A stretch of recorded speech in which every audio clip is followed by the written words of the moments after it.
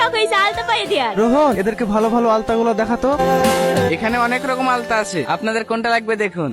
কি রে, কোথায় হারিয়ে গেলে? না না, কোথাও না। আচ্ছা, তুমি তো অনেকদিন থেকে এই দোকানে আছো, আমাকে তোমার পছন্দের একটা আলতা খুঁজে দাও। আমাদের দোকানের সব আলতাই সুন্দর, আপনি যেটা পরবেন সেটাই আপনাকে সুন্দর লাগবে। তুমি আমাকে আপনি আপনি করছো কেন? আমার নাম সাথী, তুমি আমাকে তুমি করে বলবে। তুমি কে মা? আগে তো তোমাকে কখনো দেখিনি।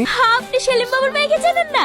সেলিম বাবুর মেয়ে? হ্যাঁ চাচা, আমাদের গ্রামের মেয়েকে আপনি চেনেন না? আগে কখনো দেখিনি তো। তোমার আসার কি দরকার ছিল? আমাকে এক কল ফোন করে দিতা, আমি তোমার বাড়িতে আলতা পাঠিয়ে দিত।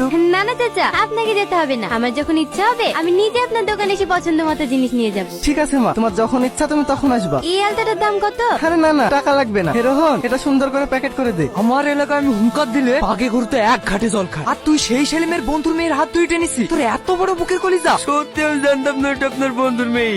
আমার ইচ্ছা করছে তোর এই হাতটা কেটে আমি কুকুরকে খাই। আমাকে এবারকার মতো ক্ষমা করে দেন, আমি এরকম কাজ জীবনে করবো না। ক্ষমা? অন্যায় করি তো আমার কাছে ক্ষমা চাচ্ছি? এই কালুজা, জুতোর মালাটা পরিয়ে এই গ্রাম থেকে ঘাট আটকা দিয়ে বের করতে। এবার বুঝতে পারছি কেনে আলতার টাকা নিল না। কি যেতে বকছি চাতা না রে, আমার তো এই কারণে তোদের বাড়িতে আসতে ভয় লাগে। তোর মাথায় কি একদমই বুদ্ধি নাই নাকি? তোকে কেন আব্বু কিছু বলবে? আমার আব্বু আমাকে অনেক ভালোবাসে, আমার জন্য সবকিছু করতে পারে। খুব কষ্ট হয় তাই না? তোর আব্বা হঠাৎ মরে যাবার পর সংসারের খরচ, তোর পড়াশোনা সবকিছু তোকেই চালাতে হয়। কি যে বলো না মা, খুবই কষ্ট হয়। সারাদিন তো দোকানের ভেতরেই বসে থাকি। বাবু, তোর হাতে কি হয়েছে? ও কিছু না মা, আজকে দোকানে একটা মেয়ে এসেছিল আলতা নিতে, সেটা দিতে গিয়ে আমার হাতে একটু লেগে গিয়েছে।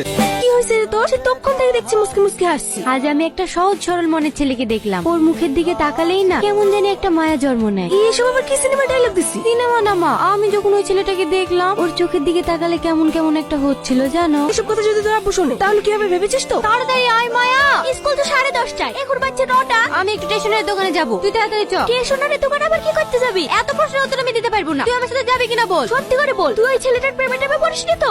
আমি এসব কিছু বলতে নাই। তোর আব্বা যদি জানতে পারে আমাকে জানতে বলতে ফেলবি। আরে যত। আরে সাথী মা, তোমার কিছু লাগবে নাকি? কি হলো মা, কি খুঁজছো?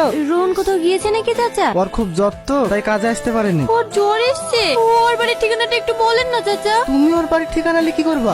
প্লিজ দেন না, খুব দরকার। আমাদের গ্রামে যে বড় পুষ্কুন্নিটা আছে ওর ডান পাশে ওদের বাড়ি। ধন্যবাদ চাচা, আপনাকে অনেক ধন্যবাদ। কিরে কোথায় আছে? কেন রোহনদের বাড়ি? তুই কি পাগল হয়ে গেছিস? ওর বাড়িতে আমরা গেছি, এটা যদি তোর আব্বু শুনে তাহলে আমাদের কাছে জানতে রাখবে না। আব্বু কিভাবে জানবে? আমি আর তুই তো যাবো, আব্বু জানতে পারবে না। চো না প্লিজ। না না, আমি যেতে পারবো না। প্লিজ চ, আমার রোহনকে দেখতে ভীষণ ইচ্ছে করছে। তুই কেন বুঝতে পারছিস নি? ঠিক আছে, তোকে যেতে হবে না। তুই যদি আমার বেস্ট ফ্রেন্ড হতি তাহলে নিশ্চয়ই যেতি। যাস রে সাথে, যাস রে সাথে, আমার কথাটা শোন।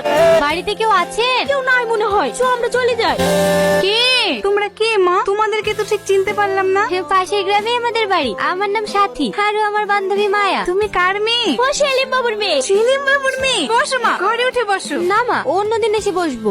দোকানে চাচার মুখে শুনলাম রোহনের নাকি জ্বর এসেছে, তাই ওকে একটু দেখতে আসলাম। তুমি আমাকে মা বললা? কেন, আপনি তো আমার মায়ের মতোই। তুমি একটা বড় ঘরের মেয়ে হয়ে আমার মতো মানুষকে মা বলছো? তুমি সত্যিই খুব লক্ষ্মী মেয়ে। তুমি এইখানে কেন? জানো রোহন, একটা রাজকন্যা ছিল যে সারাদিন প্রাসাদের ভেতরেই বন্দী হয়ে থাকতো। একদিন সেই রাজকন্যাটি তার প্রাসাদের বাইরে বেরিয়ে একজন ছেলেকে দেখলো, যে ছেলেটির হাসিতে এক অদ্ভুত মায়া, যার চোখে এক গভীর রহস্য। তারপর থেকেই রাজকন্যার রাতের ঘুম হারিয়ে গেল। তার শুধু মনে হতো ওই ছেলেটার চোখের দিকেই তাকিয়ে থাকুক। জানো রাজকন্যাটি কে? রাজকন্যাটি আমি। ছেলেটিকে জিজ্ঞেস করবে না, ছেলেটি তুমি। সাথে চ, ও অনেক দেরি হয়ে গেছে। পালিয়ে যেতে চাইছো? আমি তোমাকে খুব ভালোবাসি। I love you Rohan. তুমি যেটা চাইছো এটা কোনোদিনই সম্ভব না। তুমি একটা বড় পরিবারের মেয়ে, আর আমি। ভালোবাসা কখনো কোনো কিছু দেখে হয় না। ভালোবাসা এমন একটা জিনিস, এটা জোর করে আটকে রাখা যায় না। এই কদিন আমি ঠিক মতো খেতে পারিনি, শান্তিতে ঘুমাতেও পারিনি। বারবার শুধু তোমার কথাই মনের মাঝে আসে। প্লিজ একবার বলো তুমি আমাকে ভালোবাসো। না, আমি তোমাকে ভালোবাসিনি। আমার পথ ছাড়ো, আমাকে দোকানে যেতে হবে। তুমি আমাকে ভালোবাসো না? না, ভালোবাসিনি।